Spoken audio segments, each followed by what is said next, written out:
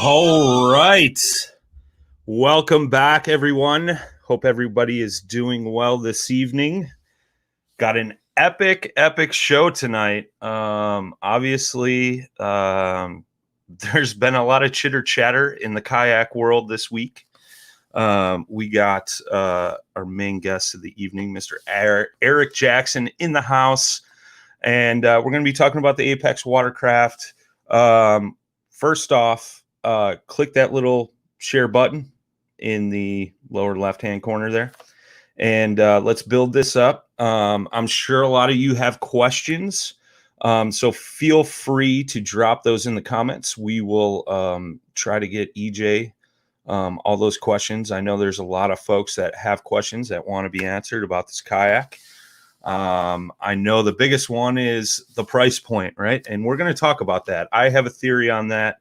And I want to get Eric's take on that.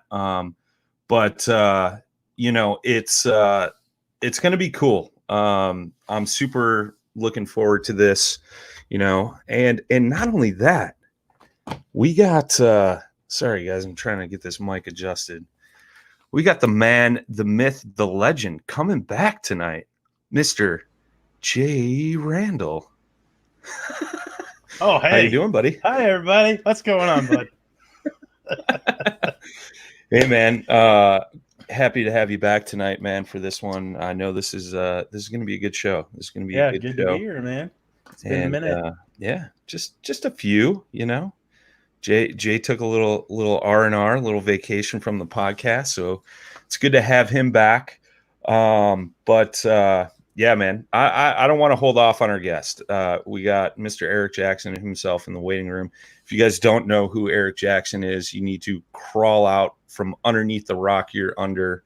Obviously, you know, a staple in the paddling industry, world champion whitewater kayaker, you know, founder of Jackson Kayaks, and now Apex Watercrafts.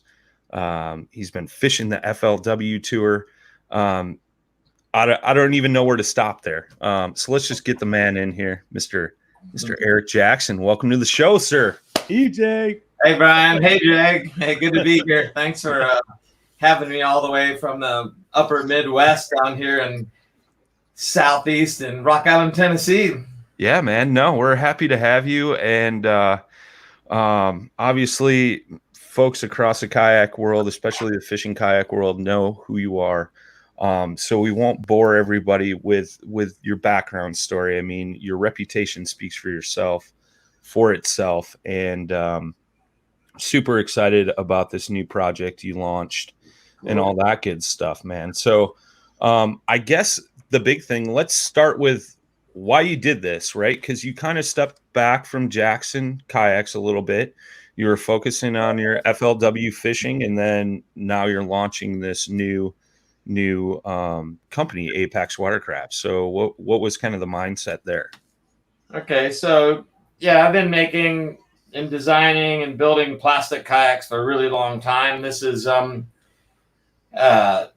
I've been working with kayak brands since the early 80s. Perception Kayaks was the original whitewater kayak brand, rotomolding kayaks there under Bill Masters, and then Dagger Kayak under Joe Pulliam and Steve Scarborough and Pete Jett, those guys. And then Wave Sport Kayaks under Chan Zwanzig, designing boats for them, building teams for them, and doing whitewater boats. So it's been a long time where I've been in the kayak industry, specifically either mostly as an athlete originally, and then designer, sales rep, brand manager, blah, blah, blah. And then eventually, obviously, Jackson Kayak, that I started to make whitewater kayaks on that turned into fishing kayaks when I met Drew Gregory. But it goes way back before I started whitewater kayaking. I lived in Florida. I literally got the nut award. It was a titanium nut. And I won it from Bill Johnson's Pro Bass Shops in Lakeland, Florida, for fishing 365 days straight in 1977. That's crazy. Yeah, it was like I've been an obsessed fisherman. I'm like the obsessive compulsive guy. And I don't know if you fishermen have ever figured it out yet. Like, hopefully everybody's watching the fishing. But fishing and gambling are identical. Yeah. People that have a gambling problem, we have a fishing problem. Okay, right. That's just it is. And if we were gamblers, everyone watching this podcast would be in the toilet or making a lot of money. One or the other, a gambling addiction. And the reason is because we're attracted to that periodic response. We're like, cast, that's gonna be good. That's gonna boom, and we're just like, whoa. Yeah. Anyway, we all have that gene. That's why we love fishing, and that's what attracts us to fishing. It's just like you know, there's a lot of technique and whatever, but you never know exactly when you're gonna get that positive reinforcement, that tick on the line or that big thump or that topwater bite or whatever. And when you do, it's just like, I'm like, if I died and went to heaven right now, like, I'm all good. That's what I've lived for, right? And that's kind of where we're at. So when it comes to Apex Watercraft, everything I do, you know, whether I was trying to make the Olympics, you know, however many years I trained to make the Olympic team, or become a world champion or 4-time world champion, or make the FLW tour, or the things I've done in fishing, it takes a lot of time. And if you have equipment that isn't the best equipment, if you know that the equipment's holding you back, it's really hard. It's a challenge. Bottom line is, and it's not as fun. The experience is always more enjoyable with good equipment. You know, if you have a good rod and reel in your hand and you do a cast and you just know that bait caster is going to zing and you're not going to get a backlash. And the rod, when you set the hook, it's just right for the lure and the line and blah, blah, blah. That's a great feeling. And that's the experience I think we all really aspire to. There's 37 brands that make plastic rotomolded fishing kayaks. And in 2011, when Drew Gregory came, Drew changed the game. He shopped around, he went to Native, he went to all these different brands, Hobie, and all these people, and said, guys, we need a kayak that you can stand up in. Yeah. That has an elevated seat. And they're all like, whatever. He came to Jackson Kayak.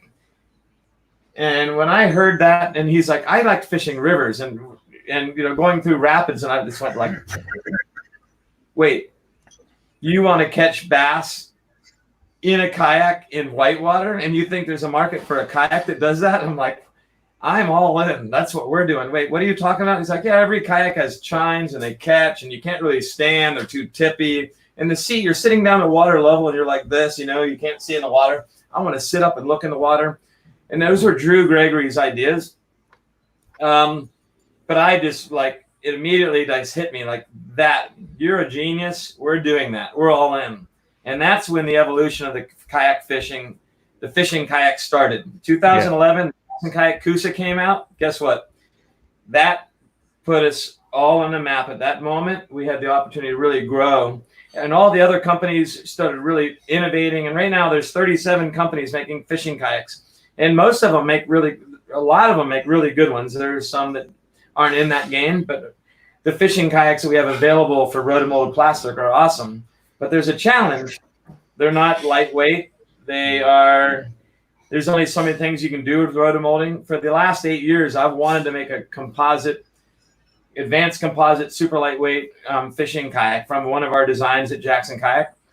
But Jackson Kayak wasn't our production crew and our manufacturing team. They'd been in composites before. It's not an industry they wanted to be in. They wanted to be in plastic. They liked plastic. They didn't want to get back into composites and blah, blah, blah. So eventually I just decided that, well, I want the best equipment. And if I can't make it here, well, I just start a new company and make it there. And that's basically where it started. And that was December of 2019. We really got the company going in 2020. Been working hard in R&D since then. And what you see online is our first boat, the Apex Watercraft tier.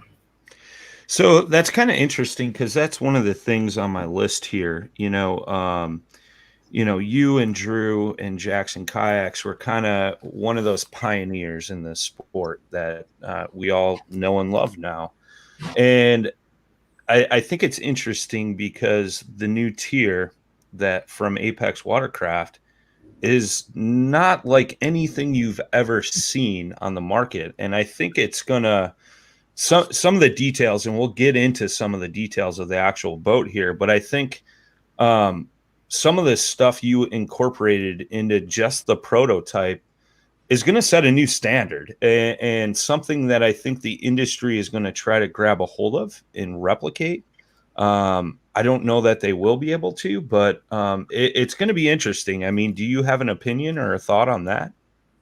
I do. So there's an analogy. When I study, I like being a student of the sport. I like to being a student of industry. As an athlete, learning what other people are doing. You know, to get to the top of any game, you really need to know what's out there and what other people have done successfully. If you want to lead, you have to throw everything anybody else has done out the window, and you got to do what nobody's done before. That's just the way it works. And when you lead, you know, it's like anything. You know, if you're the crab trying to crawl out of the bucket, you're going to get pulled down. But so there's an analogy I use. 1980, Ram trucks was getting their ass kicked in the truck, and you know, remember Grandpa's truck had the little front end. You know, all the old trucks before 1980 pickup trucks. Well, Ram made a concept truck. Their design team and made this like to look like a semi, big grill, you know, badass looking front end, whatever. And they did this really extensive, long consumer, market research project. And they came back with their tail between their legs. They were super disappointed. They spent all this money, and 70% of the people were just slamming them down. This is the ugliest thing I've ever seen. If I wanted to buy a semi truck, I'd just go buy a semi truck. Like, why would I buy a half-ton pickup truck when I can get a Mack truck? You know, it looks the same, blah, blah, blah, whatever. And they thought it was a failure. But the CEO at the time was like, what about the other 30%? Well, they seem to love it. Like, they're like, man, I'd buy one of these and whatever. And they're like, well, our market share is like 5%. Yeah. And they're telling me that 30% of the people love it and think it's awesome. Let's do it. And they did it. And guess what? If you don't have a big badass grill on the front of your truck and look like trucks like do today, well, yeah, I'm selling a full-size pickup truck. Right. The point being that I recognize the Apex Watercraft tier right now doesn't look like, when you look at it and you're like, what the heck was this guy thinking? Like that. But I'm happy to talk through from bow to stern every aspect. And I'm hoping we get to that part where why does it look like it does, and what are the reasons for the things we did, and what's incorporated into the kayak itself. Those are the things that takes a little bit of time. People need to see. They need to see it in action. I haven't even begun to show what the boat looks like fully rigged and blah, blah, blah. Mm-hmm. I'm showing it in its purest, most simple form. A lightweight kayak that you put your rods and your paddle in one hand, you throw your tackle on your back with a tackle bag, and you grab your kayak in the other, and you hike through the woods to some remote spot. That's what I'm showing so far. Yeah. So we'll need to talk about, like, well, what if you want to drive to the boat ramp and win the next KBF National Championships? Yeah. How does it work for that? So anyway, that's kind of where we're at. Yeah, I definitely want to run through that. And I think it's interesting you brought up the car concept, right? Because I've definitely received a lot of text messages, Facebook messages, things like that about this interview tonight, right? And and the biggest question, right? And I'm sure we can dive deeper into this later. And everybody's like, well, that's a pretty expensive boat, right? And the way I broke it down is your Jacksons, your Natives, your Wilderness Systems, whatever. That's your Ford, your GMC, your Chevy, whatever. Your Hobie, we'll give them a little bit of credit. They're a Cadillac, right? But then you get to the Apex, and the Apex is your Ferrari, Lamborghini, whatever. Obviously, it's going to pertain Mercedes. It's going to pertain to a certain audience, right? And a certain price level. Can I say the Apex? Yeah. But that's one thing I wanted to bring up. It's I think a lot of people think it's got to be in this certain price range to make sense. And I don't necessarily think so. From everything I've seen that you guys have put out, this is a fully handcrafted boat. And it's insane. And I mean, it's cool to see. It's cool to see. I'm interested in jumping into this, man. I'm stoked. Yeah. You want to talk about the price stuff and kind of, or like, is that a question or is that not a question? No, I was just making a statement. We can jump into that, I think, at the tail end. Let's actually dive into the boat, unless Jay, you got something else to add to that before we dive into the actual boat. I'm following your lead. You're in charge, Brian. I'm just here to All right. Well, let's start at the front of the boat. I mean, it's got a very unique nose, and I know you have a concept for that and a reasoning for that. So do you want to break that down for us? Yeah, sure. So there's basically there's multiple types of bows. Fishing kayaks today all have what they call lifting bows. There's flared out sidewalls and freeboard with the peak at the top. They're called lifting bows and bow rocker.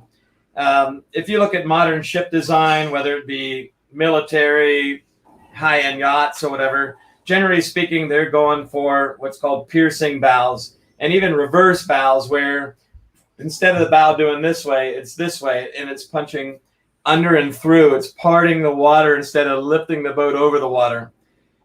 There's a reason for that. I'll give you an example. I'll give you an example in kayaks. There's marathon competitions offshore in kayaks right now, and they're all old school round hull displacement kayaks, surf skis, that type of things. The stand-up paddle boards, which coming with full planing hulls, piercing bows, reverse bows, are starting to get within a minute of the double-bladed, full displacement hull kayaks. It's ridiculous. Basically, the hull designs of kayaks are not progressing. Fishing kayaks, I'll just say straight up, I'll say it this way. Fishing kayak hull design, there's a term for them. They're called barges. Okay? Yep. You fish out of a barge. Yep. Yes, some of the barges have a little rocker and some don't. They have multiple whatever. But at the end of the day, they on average have 6 to 8 scupper holes. A scupper hole. You would not. There's only one reason for a scupper hull on a kayak, right? Oh, we're not to the scuppers yet. We're on the bow still. Sorry. It's all right. Okay, so So what happens with?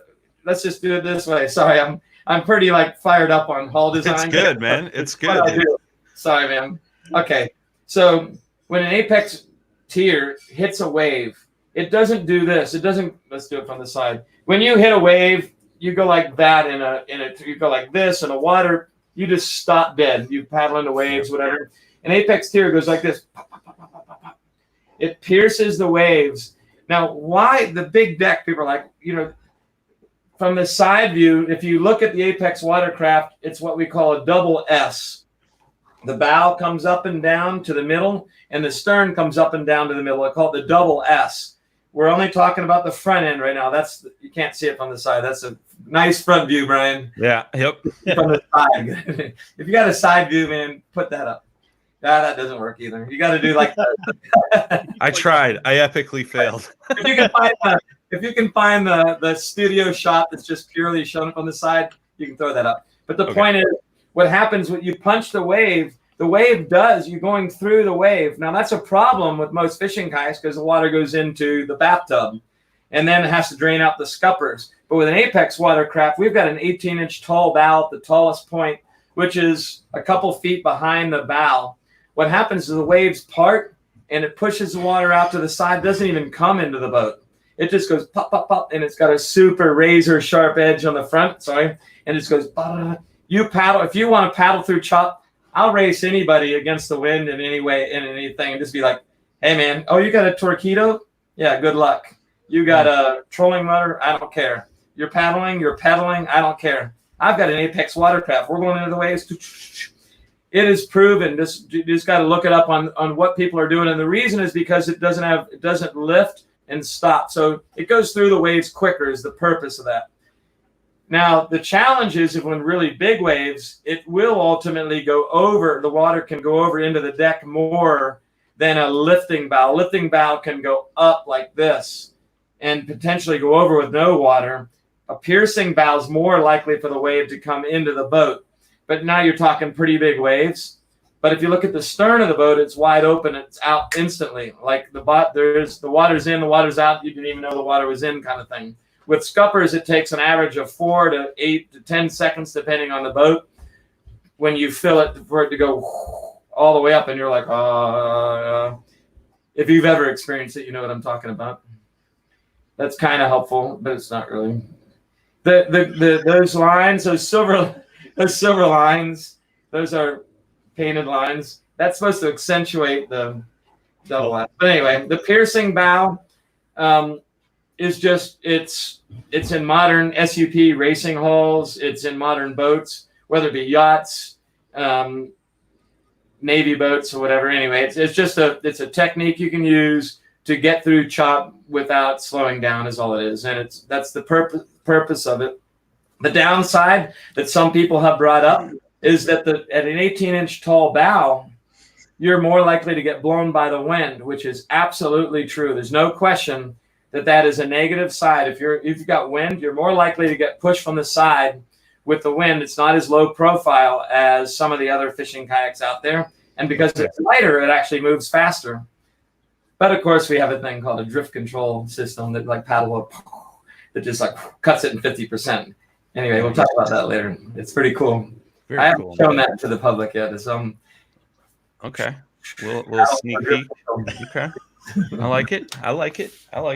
The paddle goes in the water. You get the idea. I got it. So right behind that nose is a dashboard. Oh my gosh, you've been doing your homework. You're the You're the first person to use the word dashboard other than Apex parties. We're up on it. Hey man, I've been trying to keep up tabs. I mean, obviously, like I said, there's been a lot of talk. I mean, what was it? Tuesday, everything got dropped, and I think every Facebook group I'm in, that's all the chat was about, and it's kind of cool.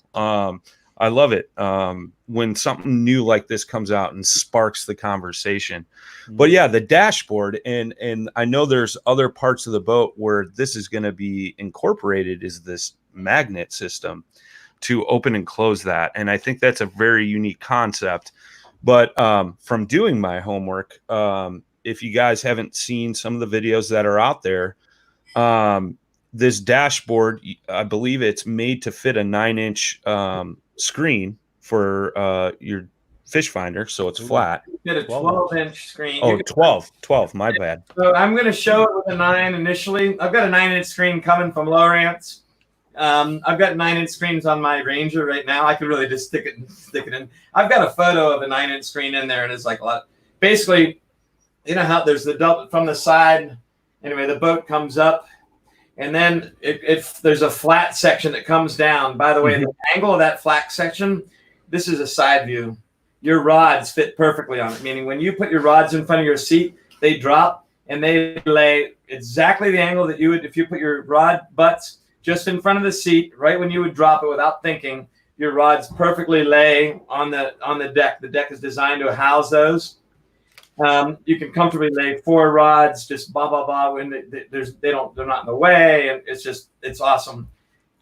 Just below that, you've got the dashboard. That dashboard, from the angle you're sitting, which is 7 inches above, 7 inches, which is, you can't see, that's 8 inches from here to there. Anyway, above the standing deck, you've got the bucket swivel seat. We'll get into that. That is like, there's a lot of questions about that. I want to answer those. From that angle, you're looking down at your dashboard, and your screen is like a great angle. The sun doesn't reflect. I mean, there's always some angle that's not right, but this angle is the ideal angle. You can put a split screen, 12-inch screen on there, and just sit there, and you've got your graph, you've got your side vision, your down vision, you've got your sonar, and boom, right there. Or you can put 9-inch, 5-inch, or whatever. But the point is, there's room for flush mounted in a kayak, the first ever flush mounted, full-on 12-inch screen. Now, the reason I'm saying 9-inch screen, I think that's like 12-inch screen is just heavy. in bicycles, it costs you $1,000 per like half a pound, or I forget what the number is, either like by however many ounces or whatever, to get the weight out. You hate to have the world's lightest boat, fishing kayak, and then overload it for no reason. So you want it, I believe you want to have the minimal weight possible. But anyway, so 9 inches, what I think is most people are going to be the happiest with this boat. But if you're fishing offshore a lot, a 12-inch screen can be flush mounted in the dashboard. It's pretty sweet. Interesting. I saw a comment in the chat here asking about saltwater. Will this boat be saltwater ready? Yeah. So saltwater ready has a lot of implications. Okay, there's a lot of saltwater. There's the dudes in New Zealand paddling through 15-foot waves to get out to catch fish. There's the guys fishing for bonefish and fly fishing in the flats out of Keys. There's saltwater covers a lot of aspects, right? So absolutely, saltwater is very much considered on this. I live in Rock Island, Tennessee, in Middle Tennessee, and I have to be close to my factory, and I'm working on R&D. I'm at this moment don't really have a great chance to do a road trip and go show this off in the saltwater, but saltwater, yeah, absolutely. Okay. Carbon fiber, so carbon, everything the boat is made out of reacts extremely well with saltwater. Now and the fact that you can paddle out through this little Gulf waves and drain instantly. You can surf them in. I've already got video of me surfing river waves like this. Well, it's an amazing surf boat. Anyway, just saying. I love it. And then on the East Coast, bigger waves, whatever, getting out. And then if you're out of the U.S., just paddling out through waves. This is the most wave-ready fishing kayak ever made. It goes out, boom, water out the back. And then now I will re-qualify that. There are offshore boats specifically designed for offshore. Stealth out of South Africa makes an awesome fiberglass. It's not carbon fiber. It's a fiberglass kayak, but it's still amazing. And it's an offshore boat. It's designed it's super narrow tip. You can't stand or whatever. It's a different beast. And it's a great offshore. Anyway, it's a great composite offshore boat. But this boat is very much saltwater ready. In fact, 2 of the people that bought the boat already today, one of them is fishing the Everglades. Is a big. The other guy's a big tarpon fisherman, fly fisherman. Anyway, we can talk about fly fishing, catch nothing, blah blah blah. But so yeah, saltwater ready. Sorry, if I'm being too long-winded, let me know. No, you're totally fine, man, because you're digging into a lot of topics that I'm sure me and Jay have on our list.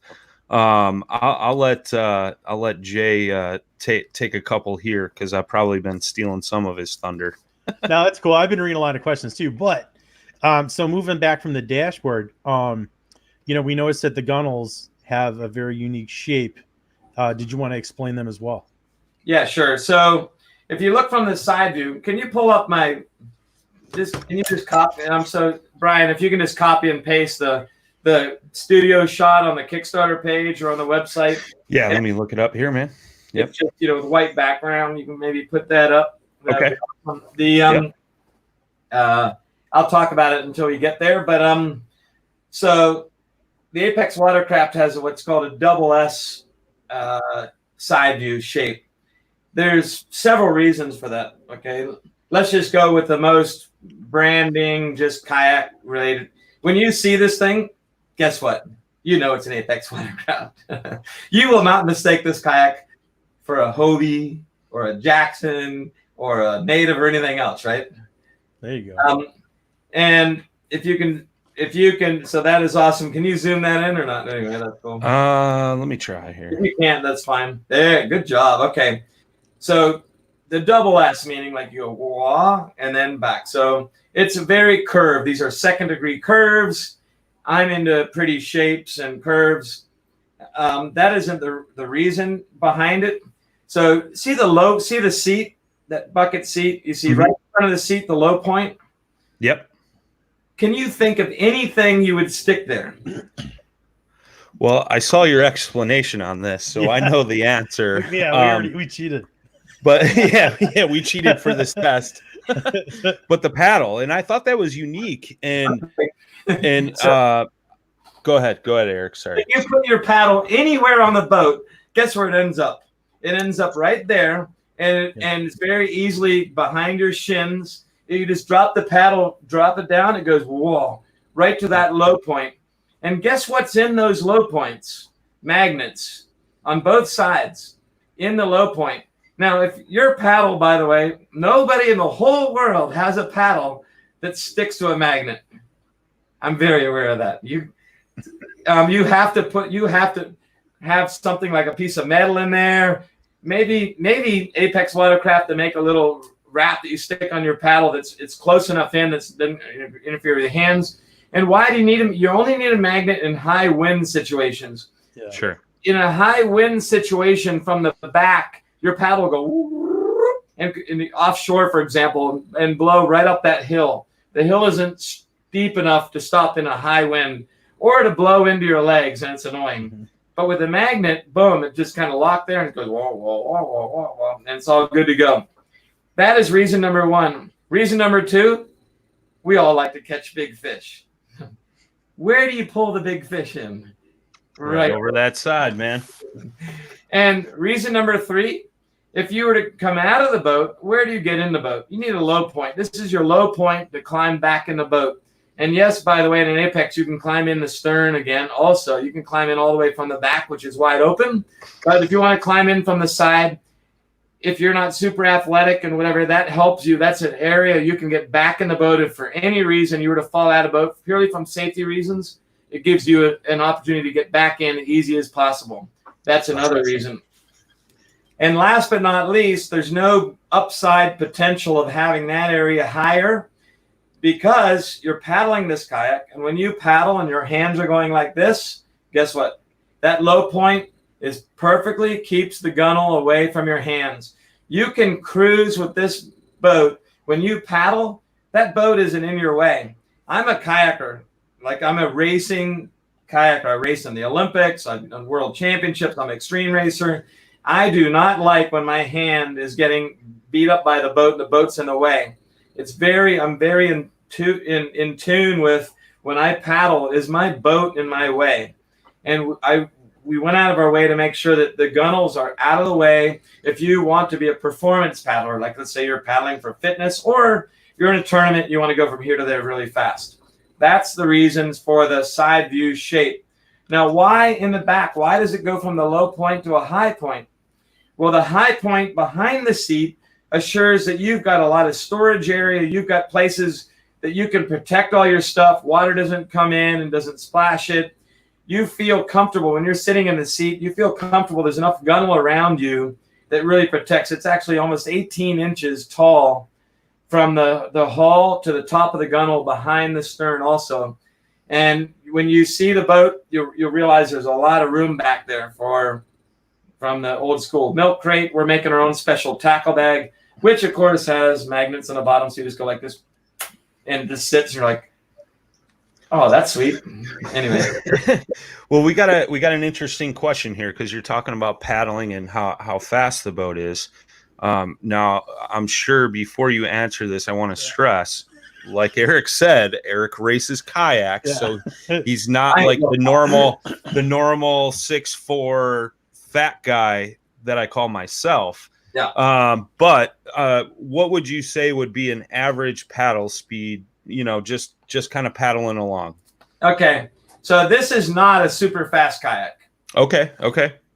This is not this. We can make, and we will be making a really fast kayak, like for offshore. I want to paddle from Florida to the Bahamas in a fishing kayak and go paddle around South Andros and fish the Bahamas, right? This isn't that kayak. You need a really fast, narrow kayak. This is a 36-inch wide, the most stable kayak out there. And at 36 most stable, it is faster than the kayaks that are way narrower. It is a fast kayak, but it is not like super fast. Okay. With that said, on average, people, if you're just cruising, the way an energy curve works on a kayak, let's see, It goes like this. Whoa. It's an exponential curve. What that means, as you go from 1 mile an hour to 2 miles an hour to 3 miles an hour to 4 miles an hour to 5 miles an hour to 6 miles an hour, the energy curve is so steep that even if you have twice as much horsepower, you're only going to go 6.2 or whatever.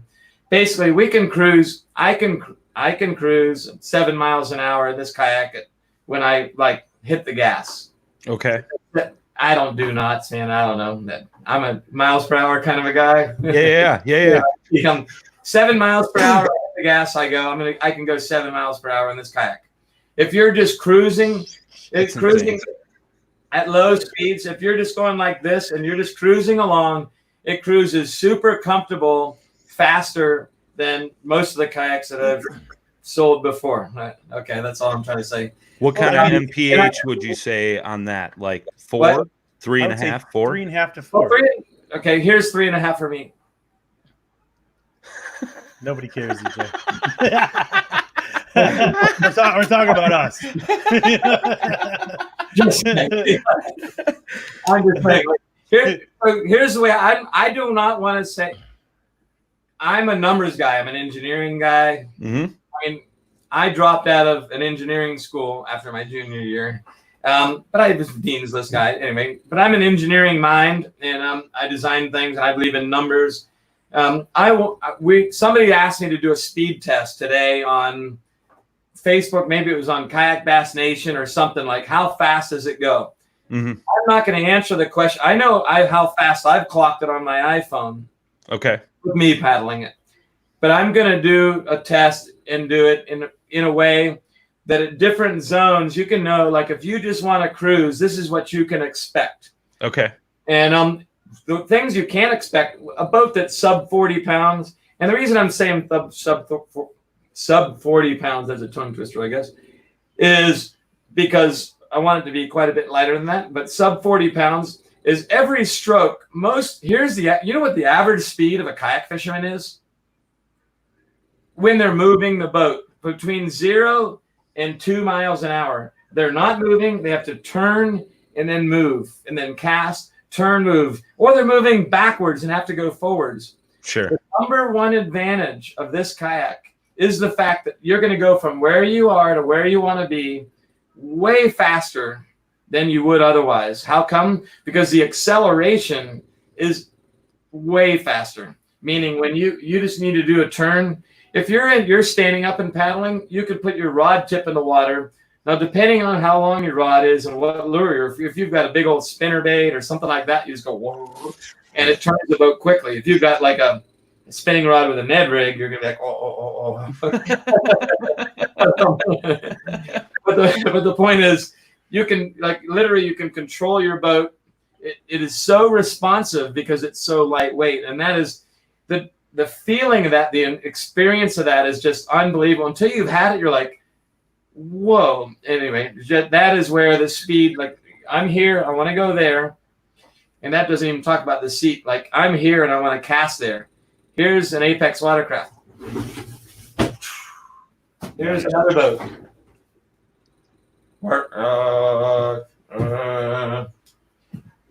Point is, like turn and go. A swivel seat is something that we should talk about at some point because it gives you access to different angles. It's just another thing that like really makes it more fishable, tournament ready or just for fun.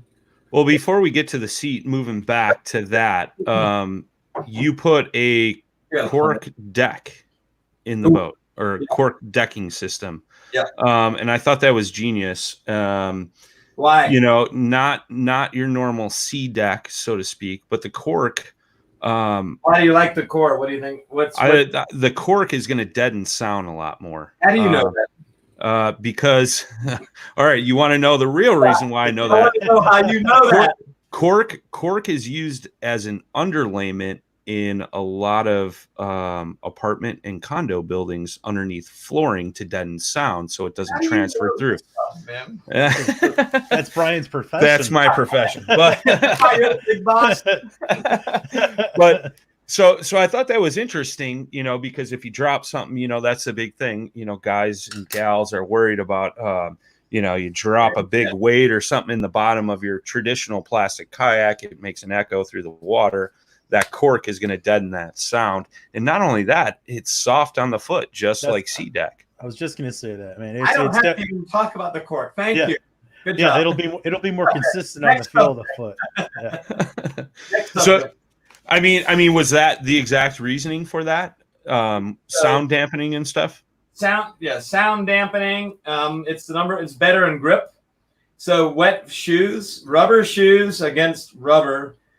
So I'm a big fan of Sea Deck, and Sea Deck I've got some Sea Deck prototypes here with the Apex logo. They're awesome. And if that's what we had to put on, I'd be totally comfortable. They're amazing decks. Like, they're great. Do they have the same kind of traction as the cork? No. Yeah. Cork has better wet traction for both bare feet and for shoes. Now, there's a downside to cork. Cork is better at sound dampening. When you don't want to scare a fish or whatever, that cork decking, we've got 3mm cork decking. Of course, it's laser etched with the Apex logo on it. That's how the logo's on there. It's CNC machined to fit on just where it goes. It only covers covers basically from about 2 feet behind the seat all the way up to the front deck. In the final boat, we may have some cork decking. We may put some strips in a couple areas that we want to make sure that keep the boat as quiet as we can. Nice. But sound dampening is absolutely, in fact, the boat that you see, the boat that you have a photo of, the core material in between the carbon layers of that kayak is cork. Interesting. However, the boat that we're going to be selling, it will not have. That boat is a cork core boat. It has 6mm cork core in some of the standing areas. It has 2mm cork core everywhere else. So basically, you've got carbon, cork, carbon is the layup of that particular boat. We eliminate, I've got a whole roll of this cork core. I'm eliminating the cork as a core, which is also really good for sound dampening.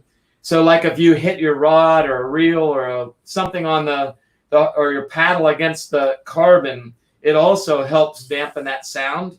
Okay. That was the reason for it. The downside is it absorbs too much resin and is actually too heavy. Yeah. We abandoned that, and we are now using traditional foam core, which is way lower density, where you're doing stringers and blah, blah, blah. As much as I would have liked to have cork as a core in between the layers of carbon, we have had to go back to foam core simply because we couldn't get the weight to the point that we wanted the weight to be. So, but for standing on, I'm a barefoot guy. I love fishing barefoot. I just generally speaking, I only put shoes on if I have to. And standing on the cork, and it's a natural material. You look at it, you just feel like, you're surrounded by a lot of stuff, and the carbon is obviously a human manufactured thing, but the cork is a very natural thing. It's a very soothing, it's a very enjoyable experience. It's brown, it's a wood. So anyway, I just really like the aesthetics of it. So where do you get this cork? The company that sells this cork, their primary market is 90+ foot super yachts. That's what they sell to. And Apex Watercraft. Okay, so, it was not easy to find just the right cork that could take the abuse and be wet all the time and whatever. This cork is pretty amazing. It's a company called Amarum Cork. You can look it up. I am familiar. Anyway, so they're super awesome, and it's not cheap. You can. You think Sea Deck's expensive? Yeah. Wait till you buy a roll of cork. Yeah, you want to buy some cork? Okay. Where do you take this tree? Well, moving back from that deck is the seat, which is pretty unique. I know Jay and I were talking about this seat in a phone conversation. I know you kind of drew from some different concepts to kind of come up with the perfect seat. Mine and Jay's big question was, Okay. Because we're bigger guys. Will there be a cushion in the seat? Okay. You get your own damn cushion, man. That's all I'm saying. My boat needs a cushion. Yours doesn't. That's all I'm saying. Hey, man, just you want to be comfortable, man. That's all. Okay. What you need. Okay, so I've been in. If you look at my history, so I sold whitewater kayaks before I sold fishing kayaks. And if you look at my history, the number one thing that I brought to the market is the most comfortable boats in the market. Okay. And I was never able to do it all by myself. I'm the concept guy, and I know that we need to find out what is the radius of this curve and whatever. Yeah. And my old design partner, David Knight at Jackson Kayak, when we were designing the whitewater seats or the wave sport seats, whatever, trying to figure out just what's required to make the seat the most comfortable. David Knight had this old Army book. It's an Army ergonomics book that had hundreds of thousands of people and all their average heights and their femur lengths and their thighs and their butt widths and blah, blah, blah, and whatever. And came up with all these general rules, like for a women's butt, you need to have a minimum of a 3-inch radius from where the seat goes up to here and blah, blah, blah. And then, you need to, when you come off the seat, there's a certain angle and all these very specific engineering things. There's data is out there. So one of the things that I got slammed on by, I don't know, Kayak Bass Nation or somebody was like a tractor seat. Like, oh, we should just take this. And there's tractor seats available on Tractor Supply for like $9. It's like a little pad or something, whatever. And they're like, oh my God. Let's just get one thing straight. Tractors are over 100 years old. Mm-hmm. Farmers sit on those tractors 12 hours a day. At least. Okay. There's no way in hell that they're going to sit, if there's a comfortable seat and an uncomfortable seat. Farmers figured out. Tractors have figured out how to design a comfortable seat. All day comfort. Just sitting your ass there and not moving. All day long. I'll take a tractor designer or seat designer over any like sports car dude any day of the week. Number one. I like that. That's interesting. Yeah. That's number one. Fighter jets, race cars, go-karts. I didn't mention go-karts before, but yeah, go-karts. My Olympic slalom seat. Why that one? I've averaged 500 workouts a year for 15 years in my Olympic slalom seat. I know, and it's all carbon, and there's very specific shapes, and I'm very aware that these people fit and these don't. And you want control. Here's what happens. So there's the two things. There's the extreme side of things. I paddle big whitewater in my kayaks, my fishing kayaks. Yeah. I take my fishing kayaks where people don't go. Okay.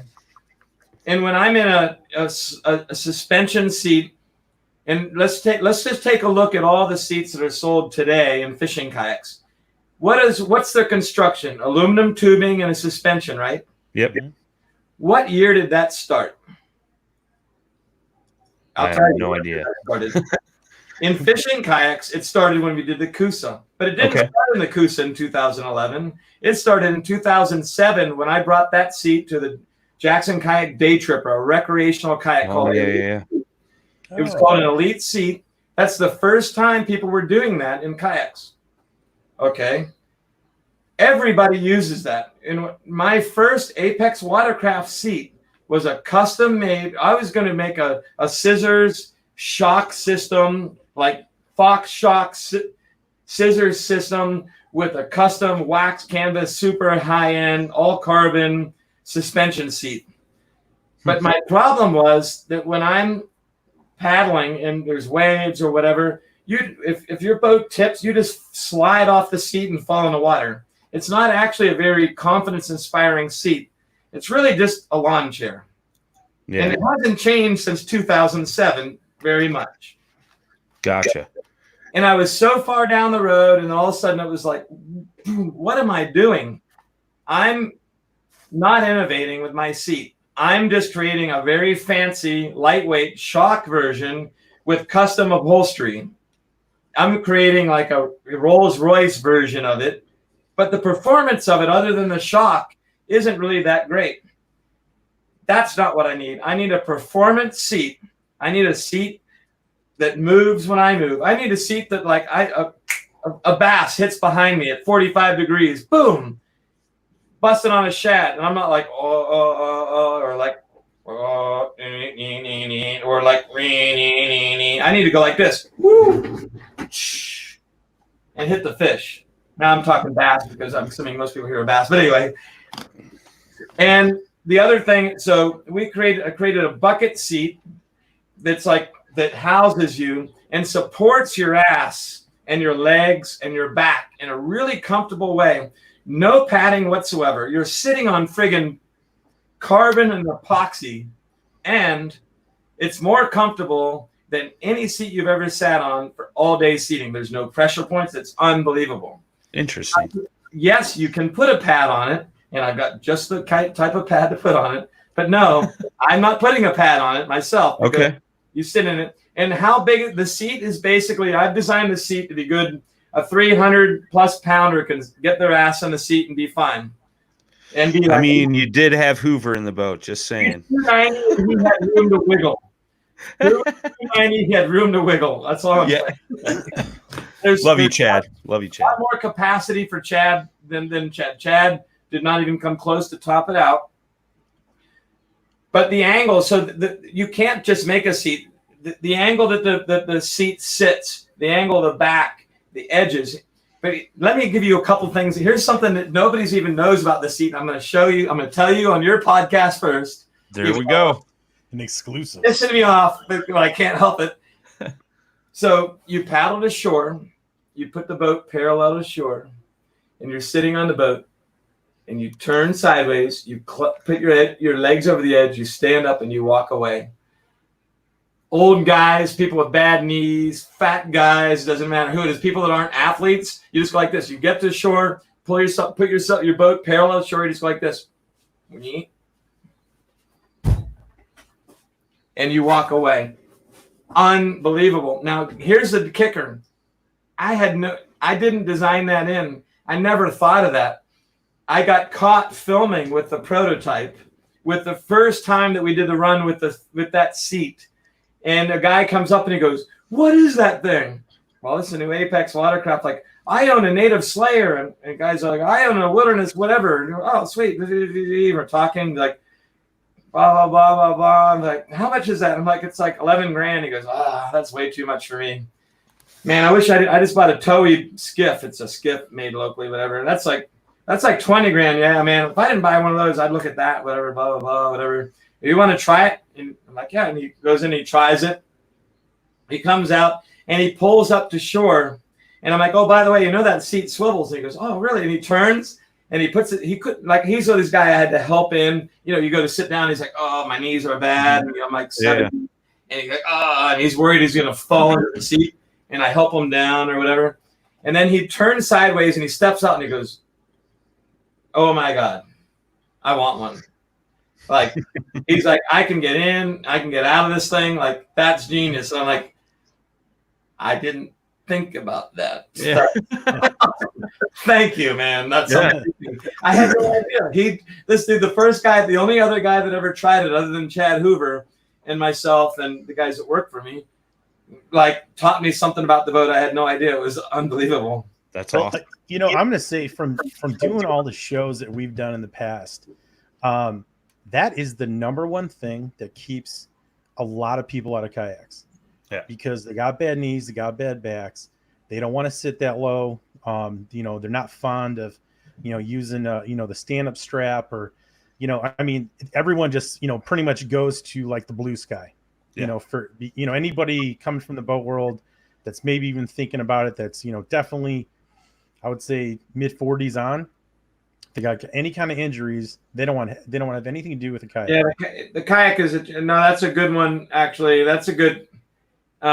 So at Jackson Kayak, we had a program. This guy named Butler Cox, and he led a program called the Gray Blades, and otherwise known as like people with gray hair, like old people. And I've led a whole bunch of dealer summits. So I used to have all my dealers at Jackson Kayak come here, and they'd have right here at the house. We'd have 200 people for dinner, like 3 nights in a row and big parties on the back deck and whatever. And our conversations are about, so what do you need? Like, what's going on? You're there. You're in the front lines. You're talking to the customer. You're the paddlers. You're doing demos. You've got kayak instruction and blah, blah, blah. Number one thing with kayak fishing is the weight. Like, these things are just too heavy. And one of the guys that bought my kayak today on Kickstarter, he's like, yeah, I used to, fish the Harpeth River. And it's been a year and a half since I've been able to take my Coosa down there. What's the lightest fishing kayak out there? The original Coosa. Okay. Yeah. Not the Coosa HD, but the original Coosa was 70 pounds. Currently, the lightest Jackson kayak out there you can get is 78 pounds. Anyway, he's like, I haven't been able to go down for a year and a half. I just got back surgery, but he bought the boat. I can go back. I can start kayak fishing again. I'll be able to kayak fish for years to come. The weight factor has been extremely overlooked. It's the reason I started Apex Watercraft is the weight, period. Absolutely the weight. With weight, if you lower the weight, you can increase performance. And if you're going to do that, just the fact that I'm using all carbon fiber, foam core, hand laid up, infusion, the amount of labor, I can tell you how many hours it takes to make a Jackson kayak or a Hobie or whatever, like how many hours of labor, how many man hours they're paying to put that boat into a bag to ship it to somebody. We're putting 7 times the labor into making this boat. It's expensive. The materials are ridiculously expensive. If you're going to do that, let's make it more than just the weight. Let's innovate in other ways. Let's find other performance options, other ways to improve the performance. And that's been a big part of what we've been trying to accomplish, I guess, if that makes sense. Yeah, totally. Oh, yeah. One question that came in from our good friend Bridget Howard. Hi, Bridget. Does the carbon? She's my sister-in-law. Yeah. Yeah, I did not know that. I know she just recently got married, but I didn't know there was a family connection there. My wife's brother. So Bill Valet. So my wife's maiden name is Christine Valet. Okay. Her brother Bill works at Jackson Kayak. He's been working for me for, I don't know, 12 years probably. Bridget's been on the team and working for me for forever. For a long time, maybe 8 years probably, would be my guess. If it's more than that, Bridget, sorry, I'm not 100% sure. And then when all of a sudden I found out they were dating and was like, whoa, that's amazing. Like, they're the perfect couple. And then they got married. They had the wedding. I actually married them in the backyard. That's awesome. Just saying. So I'm a big Bridget fan. We are too, man. All us JK guys. But she had a pretty interesting question, and it was, does the carbon fiber seat get blistering hot in the sun? Well, if you just left it straight black, it would. Like anything black. The beautiful thing about this kayak is that it can be any color you want. Okay, so the seat you've seen is pure carbon. And why did I show it in pure carbon? I wanted to show just what an amazing job that we're doing laying the carbon down. If you look at that seat, we showed a slow-mo pan over that seat. There's no fiber distortion. You don't see any lines. You don't see any carbon hairs anywhere. How come? Because have you ever heard of the F-22 Raptor? It's in my marketing, but it's the first carbon fiber fighter jet to go. Lockheed Martin, they spent $47 million a week developing the thing. And who's in charge of that? Russ Amanis. Who's in charge of our molding? Russ Amanis. Okay. Who laid up that seat with his own bare hands? Russ Amanis. Who laid up the kayak? Who's going to lay up the kayak that the first Kickstarter person buys, or the 10th one? Russ Amanis. Now, do we have help? Is there going to be Colton Breeding and Craig Heflin? Absolutely. Are we going to have additional? We are not skimping on our team on who are making these boats, because it takes a lot of skill and experience to do this right. Anyway, when it comes to the colors and the paint scheme, Why is the paint scheme on the boat itself the way it is? Well, there's a deck and there's a hull, and they join together, and there's a line. Now that line is bored straight, and it is one of the most perfect seams you'll ever see. But it's not perfect. But when you get it, it's going to look perfect, and you'll see no seam. Why? Because it's painted over, and it is 100% smooth and perfect and faired in. The craftsmanship is unbelievable. Now, the seat itself, we showed it with no paint. It's blistering hot in the sun. If it's not wet or whatever, it can get hot. Absolutely. It can be white and gray, reflective, metal flake, blah, blah, blah. We're going to leave, in the final boat, we'll leave some carbon fiber. We want you to be able to see the carbon fiber, but we will coat that in such a way that will reflect the majority of the light and not absorb and not be overly hot. And it's actually, anyway, comfortable, sweet seat all day. Black gets hot in the sun. No, for sure. We have another question in here. So why not fiberglass instead of the carbon fiber? The gentleman earlier commented this as well, and his thought process was fiberglass would be cheaper. Fiberglass is absolutely cheaper. Fiberglass. Let's just start with, I made 100 fiberglass whitewater kayaks in my basement when I was 15 years old. So 1979 in New Hampshire for whitewater kayakers. Fiberglass is a terrible material for a variety of things. One, it's very brittle, it breaks, and it's heavy. If you're going to make a super lightweight boat, yes, you can make it cheaper. And yes, we could make the same boat out of fiberglass, and it would be brittle and it would break and you'd be patching it. So to avoid that, we would put double the material so that you wouldn't have to break it. And now it's really heavy. Now the weight advantage isn't that great. There's a lot of reasons not to use fiberglass. Now, is fiberglass a great material and can it be used, and are there benefits of fiberglass? Absolutely. A proper S-glass as an external layer has good abrasion resistance, blah, blah, blah. There's situations where you can use fiberglass. Right now, I have zero interest in dumbing down my boat in any way. My objective is to push the envelope and create the highest performance, lightest weight, best fishing kayak I can.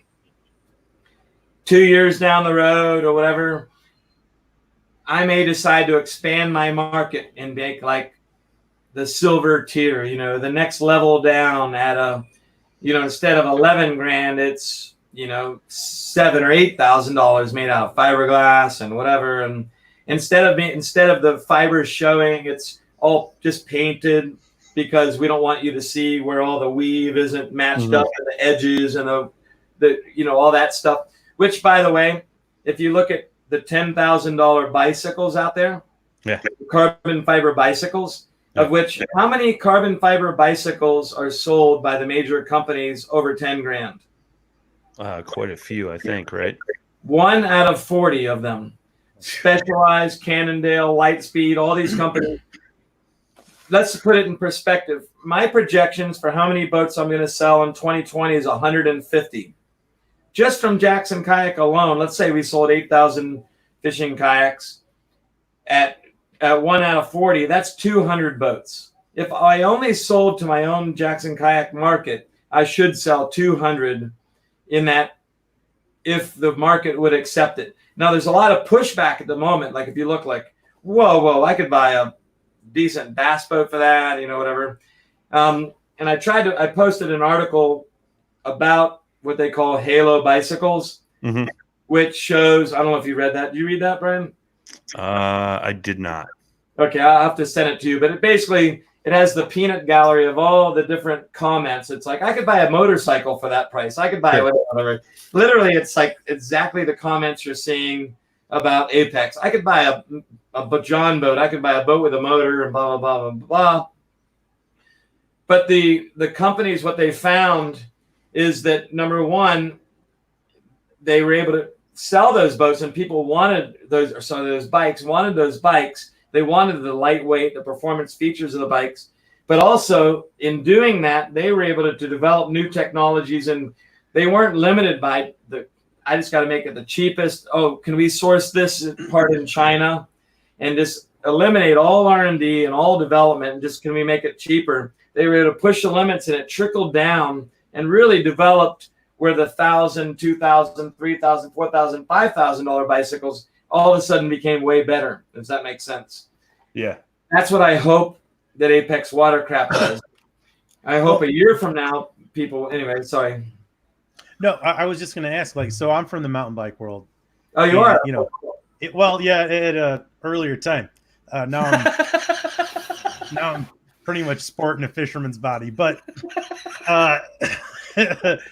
but I mean, I know what you're talking about for, you know, the lightweight, you know, the speed you get out of it. But I think the one thing that, you know, some people are going to want to know too is that is it going to be more durable now? Because I know from seeing some pros crash, they've cracked frames and they've done stuff. Now, that being asked, the normal fisherman is not you going down, you know, the river down with the rocks and all the craziness.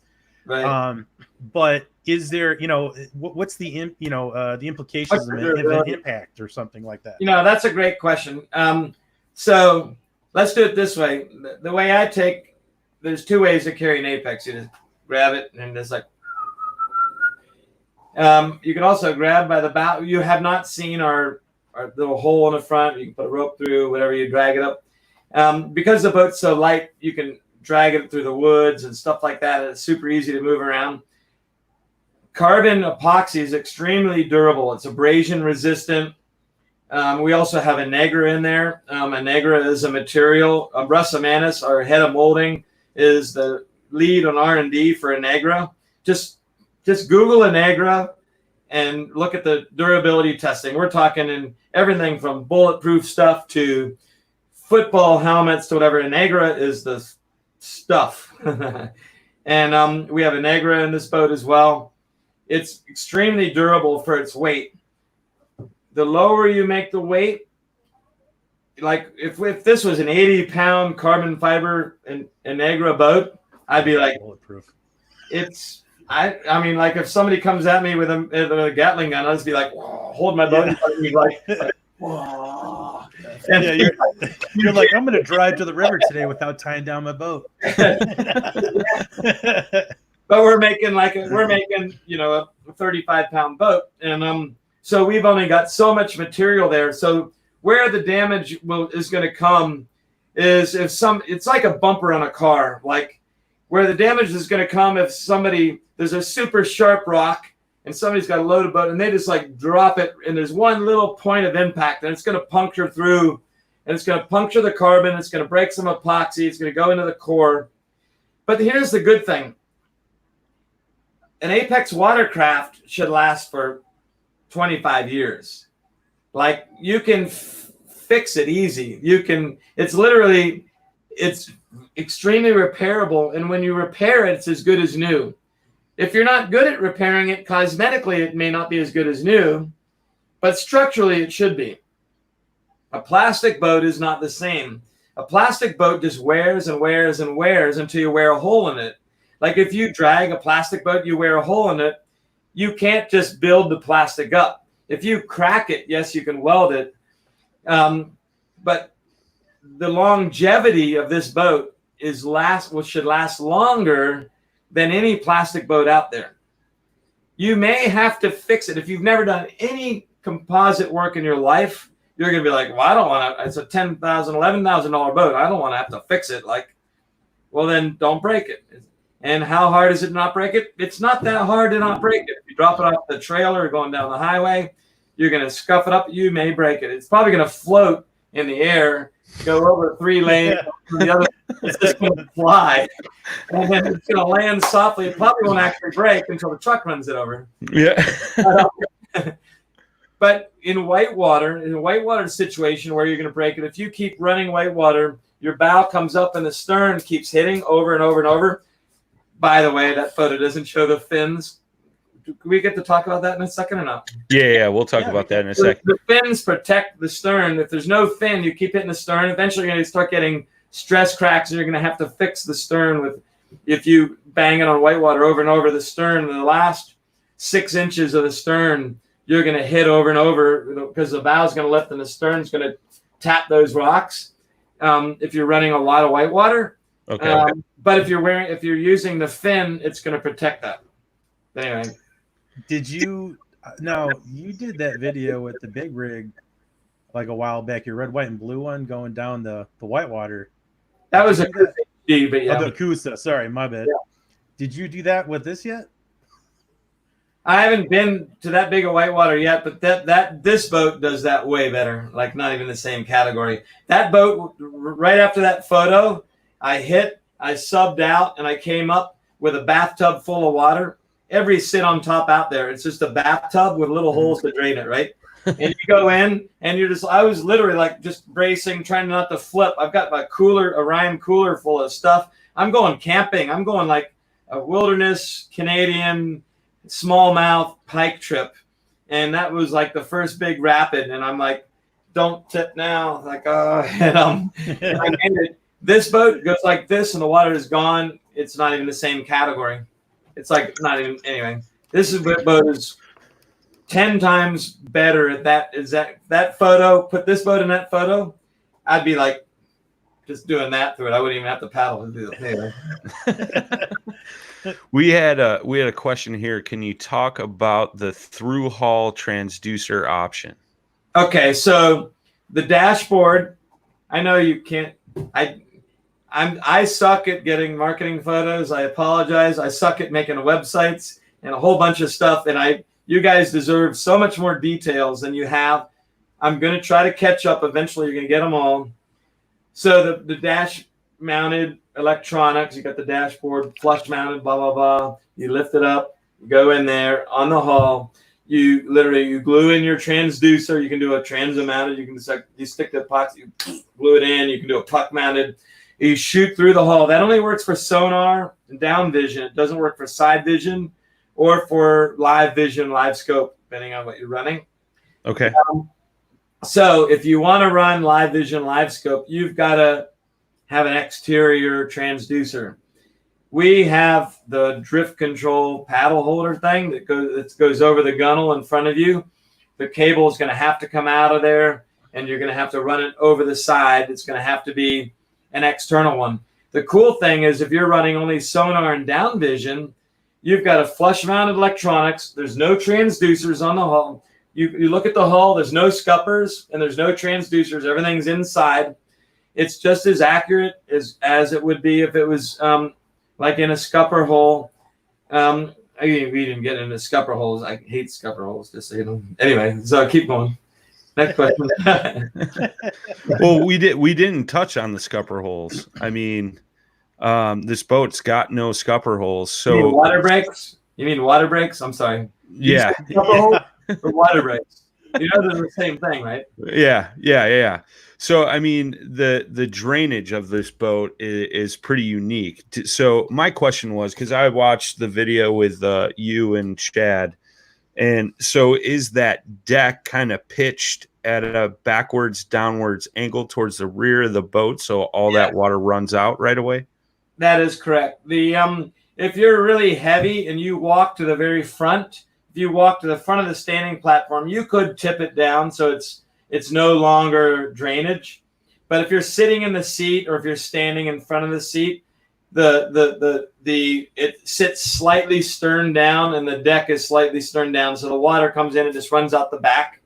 If you were to walk all the way to the very front, you could get it to sit and you could keep some water up there.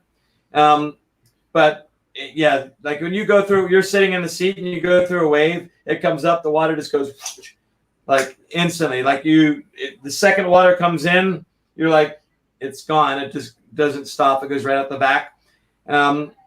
If you like, Chad did a thing. I just put up a thing where Chad was doing this wobble thing, whatever. He walked all the way to the front and he got some water in from the stern. And so he had a little bit of water sitting there in the deck. 290 pounds standing in the front of the boat. He was able to trap some water. Okay. Had he like sat down or whatever, it would have just gone out the back. Interesting. Most people don't have scupper holes all the way up there anyway. But. Right. So, the back of the boat, wide open. Why the wide open concept other than the water drainage? And I believe I heard you say there would possibly be a removable tailgate that could go in that area. What? Where'd you hear that? You heard that? No, that's pretty good. Oh man, I've got no surprises left. Okay, so yeah, we have not created the tailgate yet. Okay. The wide open is simply for water drainage. You can climb in the back. There's no upside to filling that in for what we're doing. It's above the water, whatever. But with that said, there's several reasons to have what we call a tailgate, which is to close that off.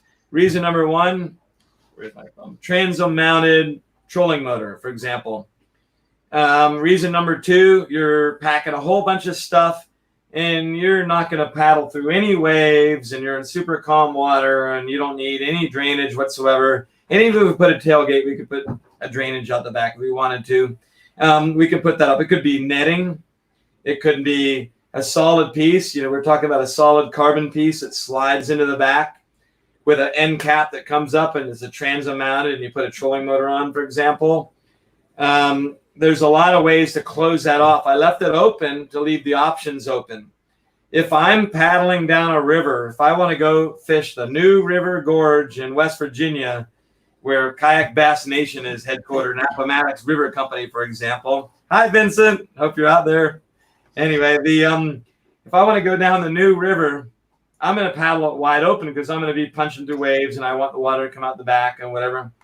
If I'm paddling in somewhere that's super calm and I might put the tailgate on there and just keep it closed up and you throw all your stuff in there. The other thing that's not shown back there is a strap system where you have a strap down your dry bags and whatever. Where there will be this many bungees. Zero. I thought you liked bungees, buddy. Man, I hate bungees. You like bungees, stop it. Man, there's nothing good about a bungee. A bungee, they never last. They pull out, they get stretched, and they catch lures and like bungees, man. Don't even talk to me about bungees. Well, there was this other thing. You showed that you would have rod stowage right inside along the seat. My question would be additionally, will it only be 2 or maybe there'll be 4? You can easily put 4. Oh, is there a video? Okay. Is that the video? Okay. I was just showing the dashboard. I finally found something I could show it. So. Okay, sweet. Well, that doesn't really show it well, but that's okay. You see where my thumbs are? Mm-hmm. On the foot brace. You see that horizontal, that ridge? It's like a little secondary standing deck, but it's only wide enough for, say, a few rods. Mm-hmm. Yep. Okay. And if you look at the top view of the boat, it's curved, right? The top view is curved, and those are the rod staging area. It's elevated. It's off the water. Your reels don't sit in water. Your reels aren't on the standing. Your feet never touch them. And what do? Here's what you do. I know that view doesn't work. But anyway. I'm trying, EJ. I'm trying. I love how he keeps telling you you suck. And I didn't give you the view to show. That's my fault. It's my fault you don't have this view. I should have given you the view. So what you do, literally, you're fishing. You're sitting there. You're cast. And you're like, I'm going to put this rod down. You go like this. You take it. Try to do it. And you just like stick it down next to your seat. Mm-hmm. You push it against the gunnel. It's a mud hole EVA fighting butt end about this tall that's fixed onto that platform, and you just push the rod. It bends the rod against the gunnel. The reel is up there in the front. The tip is in the back, and you push the middle around that, and it holds it. Literally, it's just like this. You don't even have to look. You just drop the reel, push it down, push it aside, drop it. Oh, take a second one, drop the reel, push it down, boom. Oh, other side, do. You need a reel? You're paddling along. You need a reel? You just like grab it and pick it up. no bungees, no nothing. You take the whole boat, tip it upside down, and guess what? Your rods don't fall out. Unbelievable. Convenient. Right there. You see the reel. You see what you're using. It's right there. It's a very, I think it's like a genius. No, I didn't, when my idea, one of my guys, genius way to go from here to like and on. I'm like, I can't tell you how fired up I am on the rod storage. Now that is not a trolling. You can't troll from there. That's to put your rod down. Sure. So you said 4, right? You have 2 on each 4. side. 2 on each side, so 4 total. Yeah, 4. 4 in it. You can put 6 or 8. 1 is like the reels, everything. 2, you stagger the reels a little bit. If you put 3 in each side, it all depends on the reels. Like it depends if you're using spinning reels or rods. Once you get to 3 in each side, your risk of going above the knob. Like if you tip your boat upside down, the third one on each side may fall off. It's hard to say. Yeah, I think that is like key with Yeah. any kayak. If anybody knows me, I bitch all the time because I got to keep my rod somewhere else. And then when I get somewhere, I got to put them in the yak. And I don't know. I like the ease of anything. And to me, that's always been one of the things that a lot I'd love of you to kayaks try are that. missing. I think you would enjoy it, Jay. I think you'd be like, you'd just be like, yeah. I'm already sold. I want you to try this, Jay. I want you to, and then tell me whether you think it's like the dumbest thing of all time or like, ooh. I'm sure I'll be like, whoa. No, I mean, for me, like, it sounds great. I mean, like, when I first saw it, I was like, this is a direction a lot of the kayak, a lot of the kayak companies need to take is get those rods in the boat. Yeah. Not everybody wants to have them sticking up. If you're a river guy, you need them in the boat. Yeah. You can't have them sticking up. I have one rule. Any time I have a rod sticking up, I will, not if, but when, I will hit that rod and backlash the hell out of something at some point. I'll be like, oh, bam, like, I forgot about that.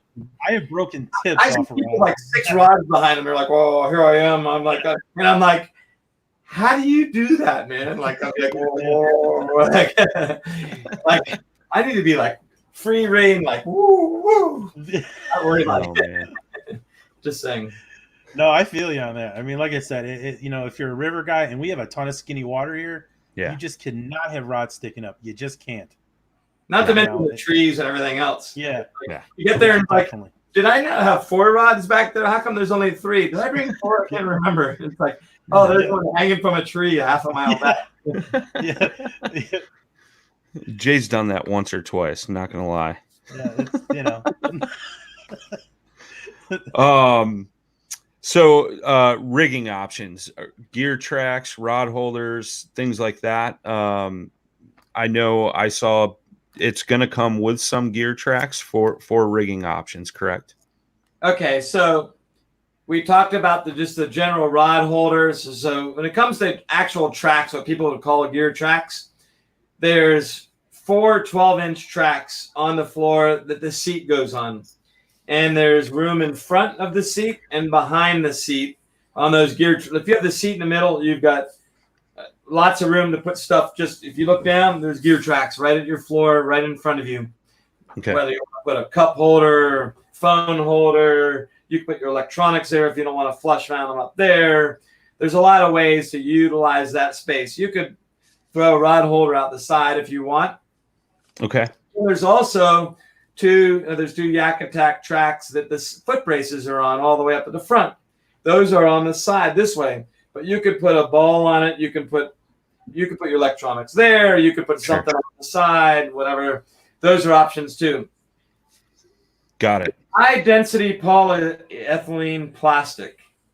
There's a characteristic that this stuff has that exists that there doesn't matter whether you're Hobie or Native or Jackson. Glue does not stick to that plastic, period. There's no glue in the world. Whoever can make the glue that sticks to HDPE will be a millionaire, billionaire instantly. Glue doesn't stick to that. You cannot find stuff to stick and adhere to that. That's why everything has to be screwed in and blah, blah, blah. Epoxy, however, is extremely conducive for sticking stuff to. It's very easy for us to make add-ons. So, for example, our power pole mount. Our power pole mount, if you pick it up, it feels like it's half the weight of a Nilla wafer. Okay, if you know how much that weighs. Okay. It's like of a one little one. It's like the weight of a potato chip. That's how much it weighs. And it's got 4 1/4-20 inserts in it, and it just fits right there, and you slap it down. And what else can you attach to it? Well, what doesn't attach to a power pole structure? Every trolling motor, torpedo, anything you want to attach to it. Guess what? And what does it take? 5-minute epoxy? Whoa. And there we go. So we will be creating the same things. If you really want to put you want to be trolling in this boat, for example, you're going to put a motor on the back. You want to troll. It's very easy for us to create mounts for the sides of the gunnels, inside, outside, top, anywhere you want, that you can load the crap out of it and turn a 35-pound boat into a 100-pound boat if you want to. It's absolutely so that is the beauty of this boat. When people think that, oh, like I heard some comments like it's not tournament ready. It's like whoa, okay. I'm confused, but I can see how you can think that, like, because I like to bring my whatever. This is a tournament machine. And anyway, we'll get into that later, but if there is a later. Yeah. So have you tested this with a motor on it? Huh? Oh, so we have tested a trolling motor on it. Okay. And it is like, whoa. Okay. But I wasn't there. The guys tested a trolling motor on it. Colton Breeding and Craig Heflin, who work at the factory. And we don't have a team. We have the party, the Apex party. Sure. Is what we call ourselves. Anyway, Colton and Craig. Colton is a Tennessee Tech engineering student. He's the only he graduates this summer, but COVID, whatever, he hasn't got his graduation. I don't know how the thing works. But anyway, he's the only undergraduate engineering student that I know of that the dean of the graduate degrees sends their graduate students to intern under an undergraduate. Anyway, just saying, he's that badass. Okay. They put the torpedo on this thing when I wasn't around, and they sent me some, I don't know, it's on my phone somewhere, and I was just like, in this particular situation, is the travel motor, it's stuck on 3 feet below the boat, the angle was off and everything, and it was so close to being on plane that I was like, like, so close. I don't know. But tomorrow at 8 a.m., Chad Hoover will be here with his proper trolling motor, foot-controlled torpedo, and we're going to put it on there. And it is entirely possible that we go, and it's just like, bye-bye. I'm going to go pitch over. Oh, it's the first light. 30 minutes. I go, whoa. I love it. I don't know. It may not happen. Oh, I just got a text from Chad. He's leaving at 5 a.m. to come here. We are going to do that tomorrow, and we'll send you video. I'm going to give it 40% chance we actually get on plane, 60% chance we don't. Because I don't think 3 horsepower is quite enough. Okay. But I will tell you this. If you have a mass start in a kayak tournament for $100,000, and we all start together, and you're running electric and 3 horsepower at the beginning, I'll be catching your fish before you will. That's all. I was just thinking you could be like trimming out your seat. Start off a little bit. Yeah. The seat has a foot of adjustability. A foot, 12 inches. You can move the seat forward. I don't know if you know about the runabouts. There's like hydroplanes and runabouts. Runabouts, you like sit on the bow to try to get the bow down to get on plane that it goes, whatever. Yeah, we may have to do that. But the seat literally adjusts 12 inches. So you can put the weight forward and really improve the speed of this boat with electric dramatically. Bottom line is no scupper holes, full planing hull, 36 inches wide, 100% clean hull. This is the fastest tournament fishing boat that exists with a 3 horsepower motor. It's an advantage. And anyway, and I'm just gonna say, man, if you're gonna be hauling some butt tomorrow, I want to see some bank and turns, because you're talking about a seat that you're not gonna flip out of. Oh, so the seat has sides. Remember, this is bucket seat. You don't fly out the seat, right? That's the side. Oh, and you can push your hand. Hobie has the hand rest, which is awesome. It helps you get up and down. That's like a great addition to the Hobie seat. I'll give them super kudos for that. This seat also has a high, so it's really easy to get up and out. Of course, always swivels to the side, and you can get up and out the side. But anyway, I'm telling you, I want to see it. I want to see it. I want to see, like, all behind it. I don't think it's going to go on plane, but I'm hopeful. 40% hopeful, 60% it's not going to fully. If it planes up, that means it just breaks free and it's just like gone. Go on, see you. If it doesn't plane up, it's just like I'm faster by a mile an hour or something. I don't know. We'll see. We got a question from Miss Jean Wilson. Does the seat lock into place, or does it stay swiveled, or is it going to be snug enough where it doesn't swivel as easy?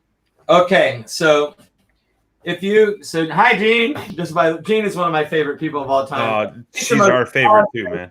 The biggest sweetheart that ever existed on the face of the world. But anyway, so if you are in a racing kayak, there's racing kayaks with wing blades, and you're full on cruising. Their seats swivel and allow you to pump with your feet, and you're getting torso rotation in there. Instead of your seat being locked, your whole butt can actually move. The seat moves. Okay. This is a performance seat designed. If you're a performance paddler and you want to cruise with this boat, this seat will move. It does. As of right now, this seat will not lock. It's not designed to lock. It is snug enough, however, that you actually, if you really want to turn, you need to use your elbow or your hand or whatever. You need to like if you don't do anything. Now, when it wears in a little bit, like it's got these called thrust bearings. Okay. Just the bearings on the seat cost more than like half the outfitting on most boats. Just saying. Sure. The thrust bearings that are on the seat, there's 2 stainless steel rings. There's a stainless steel ring, and then these thrust bearings in this blue plastic, and there's stainless steel ball bearings. And then the seat goes on, and the seat pushes against it rolls, and it's super awesome. But it's just snug enough that it's not free. Like I'm sitting on an office chair that's just like no resistance. There's enough resistance that you have to turn, that you don't feel like you're just moving around. It's exactly, some people might want it looser, some people might want it tighter, and there's ways to do both. But the way it's coming, it's like not totally free floating, but it doesn't lock. And as of right now, I don't see any benefit in making it lock, simply because number one, I can't see why you would ever need to lock it from what we're doing. And number two, you'd have to mess with the lock in order to turn to get out of the boat or whatever. Sure. That makes sense. Good question. Jay? I was kind of wondering, you got a lot of real estate up in the stern. Is there, I know you were talking about, or the bow, sorry. I know you said before, in the cockpit area, or are you talking about the no, I'm talking about the front of the boat. Very front, all the way past the very front. So you've got all that nose, right? Yeah. So there's a lot of real estate. Yeah. Is there going to be storage options to go inside there, or is there foam in there? That dashboard is a hatch. Okay. If you don't have electronics, so we can install your electronics for you or whatever. Like you buy a Ranger boat, for $90,000, and you want all your units, we'll install the units with power poles, whatever. It's the same with an Apex Watercraft. If you want your electronics in there, it goes in the dashboard. You can flip that up. The whole inside of the bow is open. It's all, like you said, storage. So let's say you don't want any electronics. It's a nice little knob. Magnets hold the hatch. You pop it off the magnet. You look inside. You're like, ooh, look at all the space. Let's throw all my camping gear in there. Like, yay. You want to do electronics. You're like, oh, look in there. I'm going to put my transducer here, put my battery there, or whatever. There's a lot of stuff that I want to do that we haven't done yet, like make a little storage bag that hangs over here, blah, blah, blah. All that real estate is open. If you want to camp or whatever, you just like load her down. There's a lot of volume there. Yeah, plenty. Now the opening is 15 by 7 is the hat size. And then so it's probably 13 by 5 is the actual cutout. So the hatch overlays about an inch all the way around over the cutout. Mm-hmm. So it's probably 13. I have to measure. It's probably 13 by 5 opening, which is 13 is pretty big. That's a pretty big hatch. Anyway, you can throw a lot of stuff in there. Cool. Very cool. We got a question from Charlie Bond. He's asking, is the paddle that comes with the boat 2-piece, and what length and weight? Okay, so I figured that if you're going to have the lightest weight, most badass fishing kayak that's paddle driven, you need to have the best paddle. Werner makes an amazing paddle, and I've been using Werner paddles, and their Cypress Hook is an amazing paddle. Bending Branches has a carbon bent shaft that's awesome.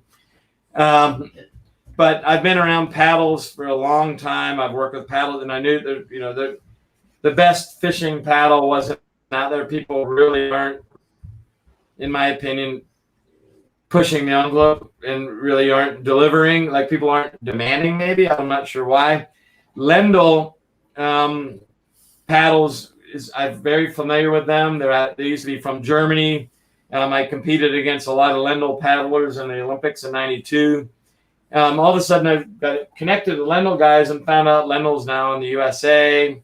Kathy and Duffy, who are both MIT PhDs in engineering, own it and manufacture these paddles. And somebody said, no, you really, like, I know you really like that Werner paddle, but you need to try this Randall paddle. I'm like, well, they don't make whitewater paddles. They don't make fishing paddles. They make touring paddles, basically. But I talked to them, and they said, let me send you a paddle. They sent me a paddle, and it was their Randall Storm. I've been using their Storm, which is a touring paddle, which is like half the weight of my whitewater kayak paddle I've been using. And it's super. I've been using off of waterfalls and it's like, what? And yes, Charlie, it's 2-piece. Okay, we'll cut to the chase in a second. I'm like, holy crap! Like, where have you guys been? Okay, yeah, like, can you don't make a paddle? Let's make a fishing paddle. Like, I need, like, can you make a better paddle than this one here? This Cypress one? And he's like, well, I mean, I know what that paddle is, and I know what we do, so yeah, we can. Okay, well, let's do it. And they literally had to CNC machine out a whole brand new molds and come out with a whole process to make this long, by the way, bent shaft paddles, not straight shaft, but an epic bent shaft, more torque, more control, better on the wrist, blah, blah, blah. 710 grams, Charlie, 710 grams compared to advertised, they may be 800, but they're really over 900 grams for the lightest weight competitors paddle. Stiffer, lighter, cleaner, just unbelievable. I was like, what? How did you guys do that? Anyway, super fired up that I didn't know about them. Anyway, I'm just ecstatic. So we decided we wanted to find the best paddle to pair with the boat.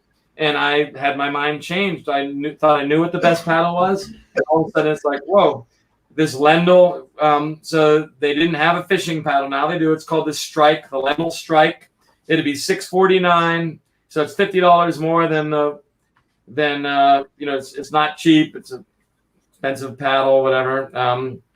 But it's an epic paddle. We're selling it on our Kickstarter for $549 right now, nice. Which is a sweet deal. Anyway, that's what we got. And the ferrule, here's the part. The other paddles I was using, the ferrule, you go to pull it apart and it would stick. So sometimes you couldn't even get it apart. Yeah. And it didn't come apart in and out easy. And I'm like, wait, what? Like to the point where two people pulling, you can't even get it apart. The ferrule's like, you just go so easy and so locked down that I'm comfortable with it in class 5 whitewater. It's like, this is the bomb right here. So anyway, I've got a new paddle. They've never paid me a penny to do anything. I just they sent me a paddle. They sent me 2. I don't have any in here right now, but anyway, yeah, Charlie, the new it's now the length of this paddle that they made right now is 235. It extends to 240. Nice. So that's the max length right now. It's a nice sweet spot. If you want a longer than that, we'll have to talk to them. I'm not sure how hard it'd be to make a longer one or not. Well, anyway, that's where we're at. So that works good with the 240. 240s, that's about minimum. I think I would rather 245 on that based on the height I'm sitting. I'm doing fine with the 240. Even at the 235, I'm reaching down a little bit. The 240, I'm feeling pretty good. I'm probably the 245 would be like a better sweet spot. So ultimately, I think that's something that needs to be addressed. I think the 245 is probably a better sweet spot than the 240. I don't think you need 250 unless you're like super tall or something. But yeah, I would say I'd rather it be a 240 to 245 than a 235 240. So that's something that I want to address. And the good news is they can just add that in the middle. I think I help them figure out where the grip width would be. So I think that can just be added to the middle, and I'm hoping anyway. Gotcha. Alex asked, what is the total weight capacity the boat can handle? Hi, Alex. Well, you're a big guy and everything, right? Anyway, so Alex, the weight capacity. So that's a question. Just so you know, there's no actual answer for that. Let's just do this. Okay. I'm just going to cut to the chase. Anybody who tells you the weight capacity of the boat, they're lying, or they don't have. They're just throwing a number out there. There's no such thing. If the boat floats, it can handle it. Period. What's the ideal for performance? Well, what performance are you looking for? Our limiting factor is the size of your rear end and the seat. The seat comes up on the sides. From what I can tell, a 350-pounder their butt should go in there and they should be like, ooh, this is totally comfortable. I'm going to go that way. And certainly the volume, the 36-inch wide hull. Remember, our hull goes like this for 36 inches before it goes up. Most hulls do this and do that, and they come up early. We carry the width all the way out. That's a very high floating low. Oh, have I even mentioned that we sit lower in the water than any other boat that's ever been put out? Whoa. But anyway, so there's basically a 350-pounder is good to go in this boat, Alex. Yeah, the lighter you are, the more stable it is. The heavier you are, the less stable it is. The lighter you are, the lower the draft. The heavier you are, the more you're sitting in the water. Chad Hoover was 290, and it was like you couldn't tell the difference between him and the boat, and then me at 155. That's crazy. That's crazy. Well, we're winding down here, man. We appreciate you taking all the time tonight. Dude, we're at an hour and 45 minutes. It's a record. So we've been cranking away on this. Obviously, the last question, it's a two-parter here. Okay. The price, obviously. I know you got the Kickstarter going now. After that ends, what will the price be? And then also, because these boats are handcrafted, are these going to be made to order or order to be made? Good question. So let's start with the way they're made. So the we are going to determine the layup of the boats, meaning we know where the reinforcements need to be and whatever. If somebody calls and says, "Hey, I'm I've got a guy in Alaska that wants to buy the boat as a bush plane. He's going to strap him onto the outside of his bush plane, fly him in, and go run down class 2-3 whitewater and catch salmon. Okay. And he wants to know, we may throw an extra layer, an Integral reinforcement or whatever. We can make sure that boat is ready for his needs. For example, that's who Apex Watercraft is. Each one of these are custom crafted. Every customer will be interacted. Probably every customer will be talking to me directly, and I'll know where they're going to paddle, what they're doing. I'm going to make this boat for you, kind of thing. This boat's made for you. I may not be the one laying the carbon in there and infusing and doing whatever, or I may be. It just depends on the boat. When it comes to even color selection and the paint scheme, we've got a standard, what we call a stock paint scheme. Like I said, it's designed to cover certain areas, but you can pick your color. If you've got you got an old, Bronco and you want to match the faded Bronco green or whatever, we can do that. If you've got a super yacht and you want to throw a couple in the bow to go to wherever, we can do that too. So there's that. All that's custom. Now talk about the price. The price is $10,990, $11,000 is what the boat retail price is. We're selling them right now. I don't know if it's still available. I haven't seen otherwise, but I think we have one still available at the $8,000 price point. It has a cash-in elite rod made in the USA. By the way, the reason why we use cash-in elite, even the blanks are made in the US, right? Everything made in the US by Matt Cashin. Anyway, super badass and awesome. A cash-in elite rod that's valued at $220. A Pro Trek, not that one, but one of these watches. This watch and this box and this one is for the first 5 people to buy them, and it's so badass. But anyway, you get one of these watches. I can't believe I'm taking it out of the box now. Man, you can't even get it out of the box. It's so buried in there. But anyway, cash. And then it's a little box. Anyway, a box Okay, this is a $350 watch. Whoever's getting this, I'm taking it out of the bag. It hasn't been worn. I'm just showing everybody what it looks like. But that's with the plastic on it. Super badass, solar-powered watch. Super tough. I've been wearing it a long time. It comes with the Randall paddle valued at $650. Hat, T-shirt, my tier. This is my Damascus steel. It comes with a silver one. But anyway, that's at $8,000. We really can't make money selling packages at $8,000. That package at $8,000, right? Right.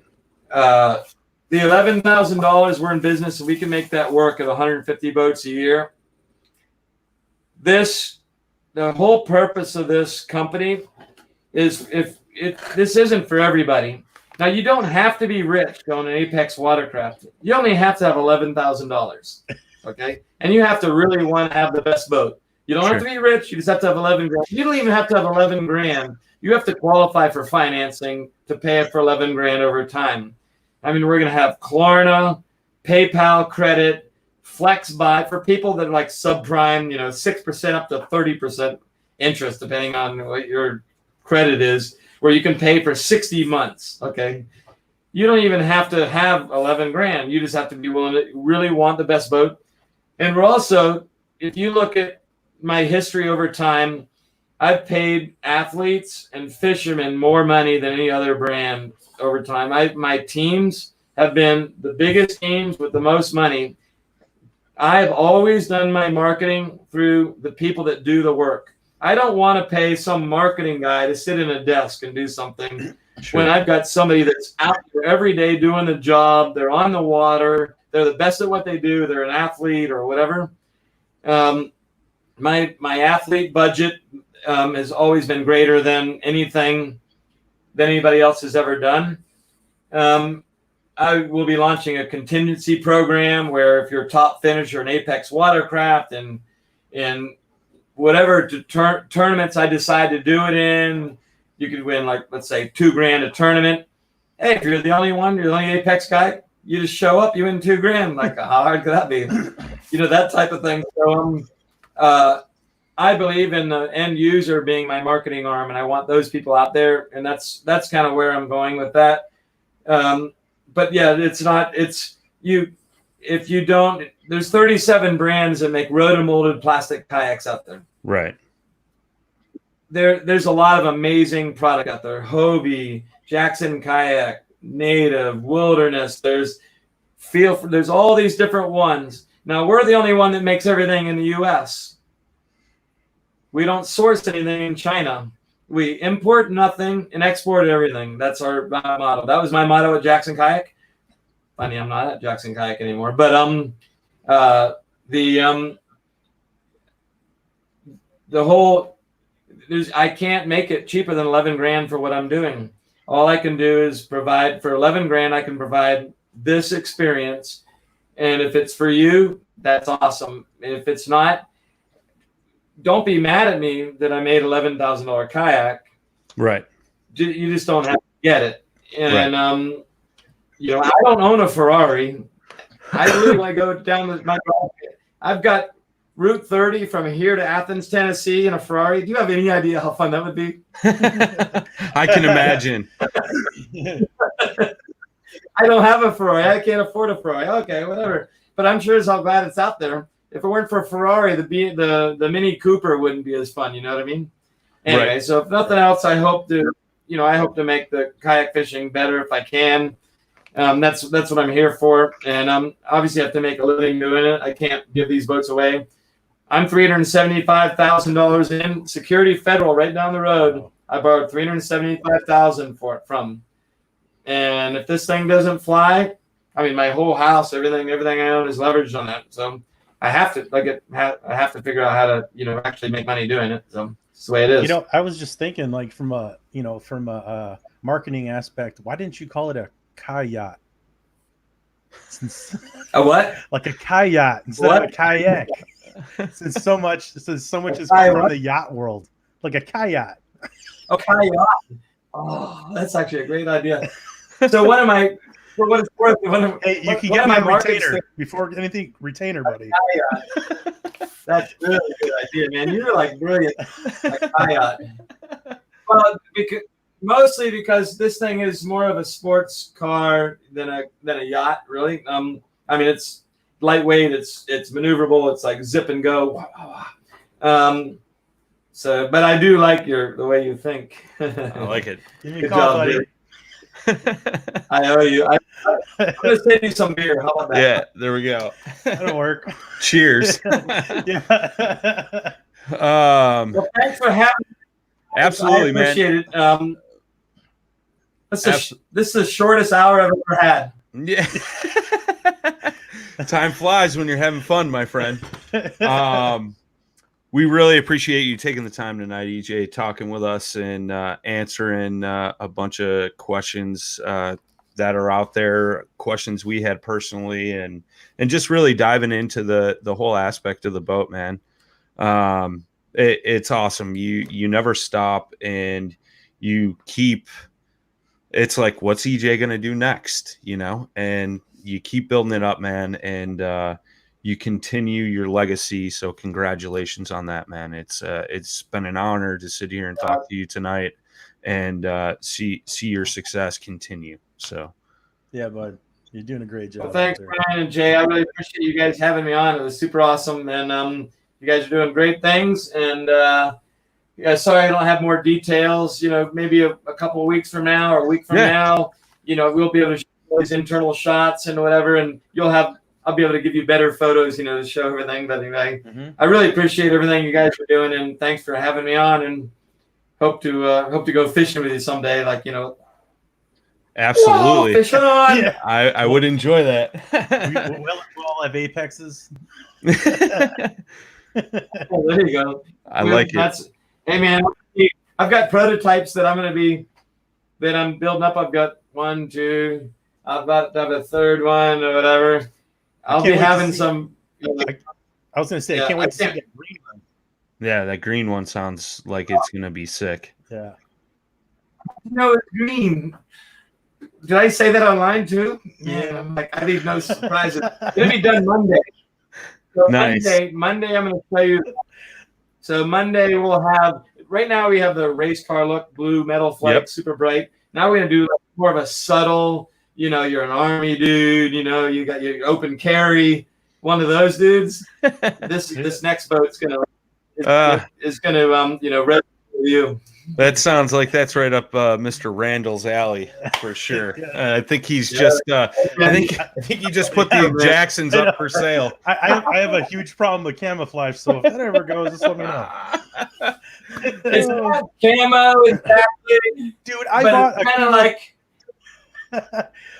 It's whoever's coming my way. Don't mess with them. That's all I'm saying. I was just gonna say, man, I bought a camouflage umbrella, and I don't even use umbrellas. Like that's how bad I like camouflage.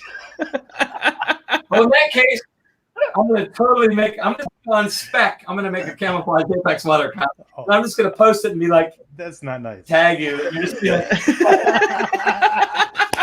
I like it. He just found out your weak spot, my man. So screwed. So screwed. Put the umbrella and then you're good. He keeps looking down because he's on. All right, EJ. Thank you so much, man. Have a good night, brother. Awesome. Dude, he is so fun. Oh, yeah. I love Eric Jackson, man. Well, there you have it, guys and gals. EJ doing incredible, awesome things. It's always a good time chatting with him. And can't wait to see where Apex goes. I hope a lot of the questions everybody had got answered tonight. If you came in late, you can go back and watch this. If not, this will get uploaded on all the major podcast platforms. It'll be available on YouTube. This was streamed on YouTube as well as the Facebook, so I don't know where everybody's tuned in at. Jay, thanks for coming back and doing this one, man. Not a problem, buddy. I hope this is a more occasional thing. It could be. It could be. We can talk tomorrow when we see each other in person. All right. Yeah. We'll do that. But thanks, everybody, for tuning in, sharing it up, joining us tonight. Super grateful for EJ taking out the time, and we will catch you guys on the next one. So until next time, all you cool cats and kittens, tight lines and smooth paddling. Peace.